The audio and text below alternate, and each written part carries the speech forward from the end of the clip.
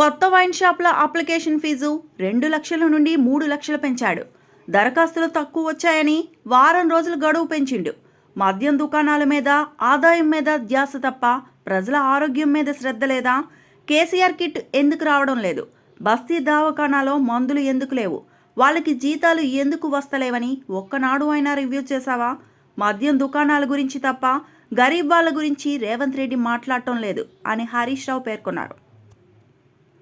కొత్త వైన్ షాప్ల కోసం అప్లికేషన్లు తీసుకుంటే 2 లక్షలు కాదు 3 లక్షలు పెట్టిండు. అప్లికేషన్ 3 లక్షలు పెట్టి వసూలు చేసుకుంటుండు. అరే ఆయనకు పైసలు తక్కువ వచ్చినాయి, అప్లికేషన్లు ఫుల్ రాలేదట. ఇప్పుడు అడగకుండానే ఇంకో వారం రోజులు ఎక్స్టెన్షన్ ఇచ్చిండు. అంటే ఇంకా కొన్ని అప్లికేషన్లు రావాలి, ఇంకా కొన్ని దుకాణాలు పెట్టాలి, ఇంకా పైసలు సంపాదించాలి, జనం తాగాలి, ఊగాలి, రేవంత్ రెడ్డి కిట్టి నిండాలి. ఇంతేనా నీకు? ప్రజల మీద సోయి లేదు. మరి కేసీఆర్ కిట్ ఎందుకు అంతలేదు? బస్తీ దవాఖాన్ల జీతాలు ఎందుకు వస్తలేవు? బస్తీ దవాఖాన్ల మందులు ఎందుకు లేవు? బస్తీ దవాఖాన్ల పరీక్షలు ఎందుకు లేవు అని ఒక్కనాడన్నా రివ్యూ చేసినావా?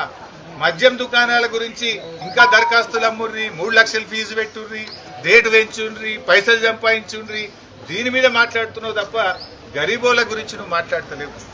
ఆనాడు 15వ ఆర్థిక సంఘం కేంద్రంలో ఉండే ప్రభుత్వం అరే ఈ బస్తీ దవాఖానాలు చాలా బాగా పెట్టిండు కేసీఆర్, బాగుంది, దేశం మొత్తం తెలంగాణను చూసి నేర్చుకోండి అని ఆనాడు మమ్మల్ని ప్రశంసించారు. కానీ ఈనాడేమైపోయింది? బస్తీ దవాఖానాలకే సుస్థి పట్టింది. పనిచేసే సిబ్బందికి వైద్యం లేదు, గోళీలు లేవు, పరీక్షలు లేవు.